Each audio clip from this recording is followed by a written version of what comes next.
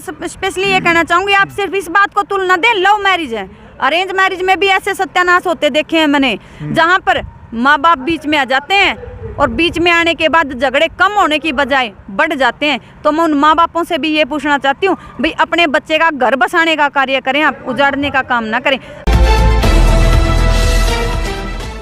नमस्कार, मैं हूं अजय भारद्वाज और आप इस समय ग्राउंड मीडिया देख रहे हैं। सोनीपत जिले का जो गांव फरमाना है, 1 महीने के मासूम बेटे को छोड़ करके और 2.5 साल की बेटी को छोड़ करके उसकी मां घर से भाग जाती है और सीसीटीवी कैमरे में कैद हो जाती है।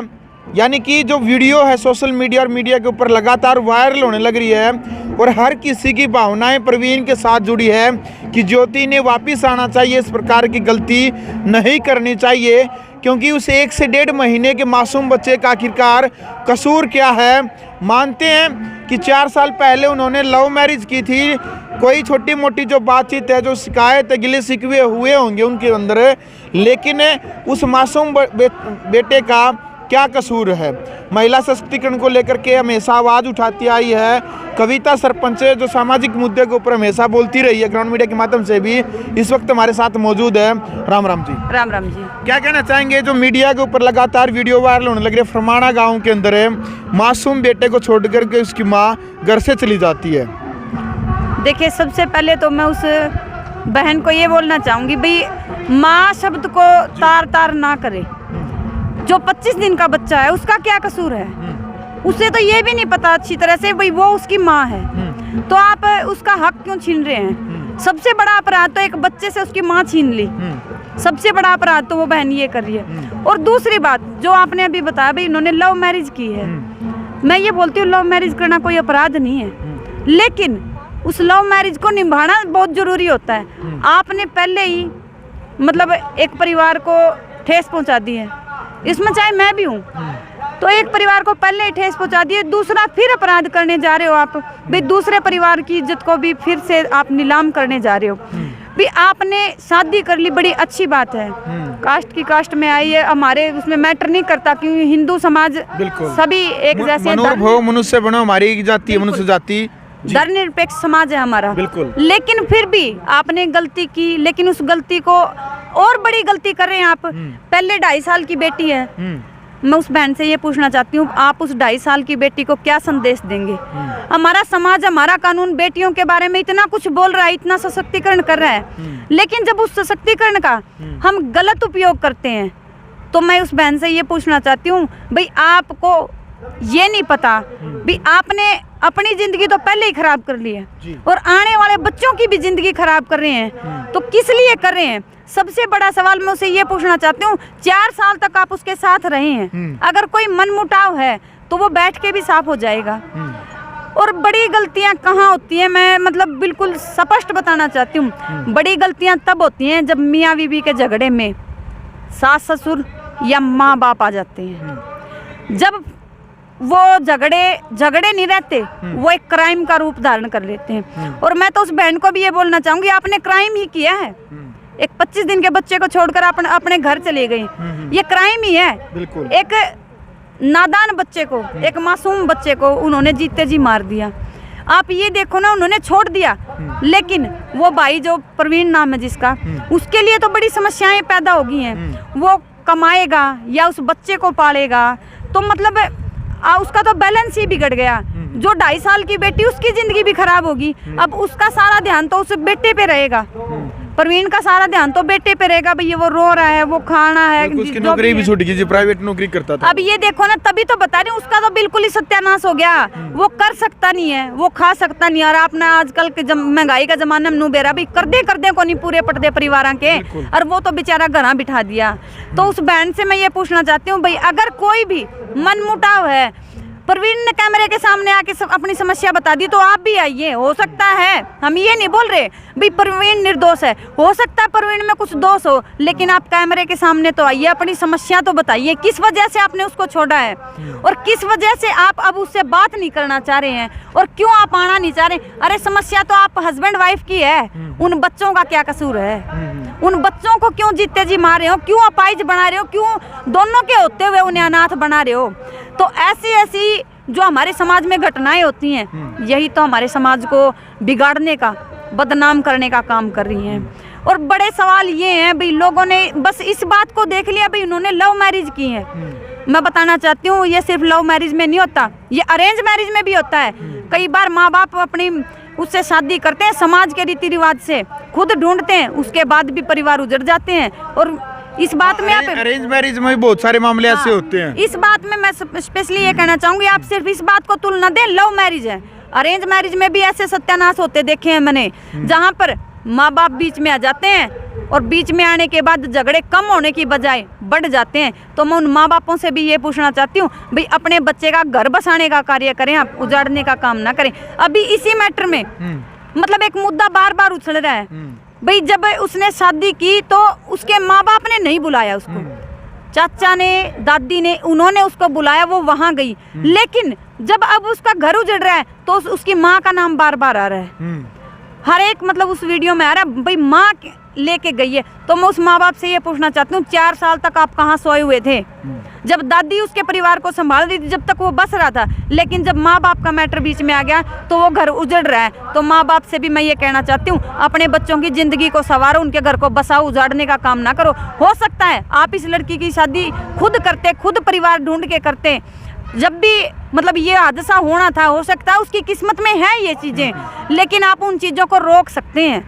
और बार बार ये बोल रहे हैं भाई प्रवीण गरीब आदमी है। अमीरी और गरीबी वाला जो बार बार जो सवाल है वो सामने आ रहा है कि प्रवीण गरीब है, लड़की वाले थोड़ा पैसे वाले हैं, अमीर है। वो बार बार ये कह रहे कि पैसा का घमंड दिखा रहे हैं। ये देखिए आप, पैसे का घमंड कहाँ, पैसा कहाँ है, किसके पास है? पैसा तो आनी जानी चीज है। अगर आप प्यार प्रेम से रहोगे, परिवार जब भी बसेगा। अगर आपके बीच में अंडरस्टैंडिंग है, समझदारी है, दोनों के विचार मिलते हैं, अगर आप एक समय भूखे भी रहोगे तब भी परिवार चलेगा, वो बच्चे पलेंगे। गरीबी अमीरी का इस बात को तुल ना दो। इस मैटर में बार बार मतलब 2 ही चीजें सामने आ रही हैं। प्रवीण का कोई दोष नजर नहीं आ रहा। क्यों नहीं नजर आ रहा? क्योंकि जब तक वो बहन सामने नहीं आएगी, अपनी समस्या नहीं बताएगी, तब तक प्रवीण निर्दोष रहेगा। अगर आपकी कोई समस्या है, गरीबी अमीरी आपके रिश्ते के बीच में आ रही है, तो उससे मैं ये पूछना चाहती हूँ, प्रवीण जब भी वही था और आज भी वही है, तो जब आपको गरीबी अमीरी नहीं दिखाई दे रही थी, अरे जिसने करके खाना है ना, उसमें गरीबी अमीरी आती ही नहीं है। आप करो, अगर आप खुद पढ़े लिखे हो, अपना आप जीवन संवार सकते हो, आप कमाओगे, तो गरीबी अमीरी का कोई मैटर नहीं रहता। करो और खाओ। आप मेहनत करोगे, मेहनत करने वाले से कोई नहीं कुछ छीन सकता। 2 ही मुद्दे हमारे पास ऐसे हैं जो हमारी आत्मरक्षा कर सकते हैं, एक शिक्षा और एक मेहनत। खुद की मेहनत करो और अच्छे शिक्षित बनो। आपसे कोई गरीबी अमीरी का कोई लेना देना नहीं है। समाज आपकी तब भी इज्जत करेगा जब आप कमाओगे, और समाज आपकी तब भी इज्जत करेगा जब आप शिक्षित होकर अच्छी बातें करेंगे। ऐसा नहीं है शिक्षित होने के बाद आप ऐसे ही आडंबर फेंकते रहे, नहीं। कि शिक्षा को ग्रहण करने के बाद वो शिक्षा आपकी व्यवहार कुशलता में झलकनी चाहिए, बिल्कुल झलकनी चाहिए। और उस बहन से भी मैं कहना चाहती हूँ, मेरे को नहीं पता वो कितनी पढ़ी लिखी है, अनपढ़ है, पढ़ी लिखी है, MA पास है, लेकिन उसको मैं ये कहना चाहती हूँ, बहन जी एक व्यवहारिक समाज में आओ। आप जो आप जिस आप समाज में रह रहे हो, क्या आपने कभी देखा है कोई 25 दिन के बच्चे को छोड़कर गया है कभी? अरे किस गलती से गई है? अच्छा, एक और प्रवीण जो सबसे बड़ी बात करने लग रहा है, वो यह भी कह है, चल ठीक है भाई, वो हमारे साथ नहीं रहना चाहती तो कोई बात नहीं, वो अपने बच्चे को अपने साथ रख ले। जो दूध वगैरह है दीदी भाई ठीक है, ये वो बच्चा है, वो मर जाएगा, नहीं तो बीमार हो रहा है। उनका बार बार यह बात करने लग रहा भाई दूध नहीं मिलेगा तो माँ का बीमार भी हो सके है, 100 डाल की बीमारी भी हो सके। वो उनका अपना बच्चा न पाल ले 1-2 साल, फिर इन्हें वापस दे देते, तेरी मर्जी तो और किधर लिए। लेकिन सबसे बड़ी बात तो है कि उस 1 महीने के मासूम बच्चे ने आखिरकार कसूर के रही थी, वो अलग भी रहना चाहती है ना, फिर भी कोई बात नहीं भाई, फिर भी नुका तो फिर भी कोई बात नहीं। हालांकि वो तो नुका मैं जहाँ पैर पकड़ने तैयार हूँ, माफ़ी मांगने में तैयार हुई थी, छोटी मोटी को गलती है, लेकिन कोई भी सामने नहीं आ रहा, कोई बता नहीं रहा कि गलती क्या है। परिवार है जो लड़के वाला, वो तो बार बार कह रहा है भाई कोई भी यदि गलती है तो बता तो दे कम से कम एक बार भी।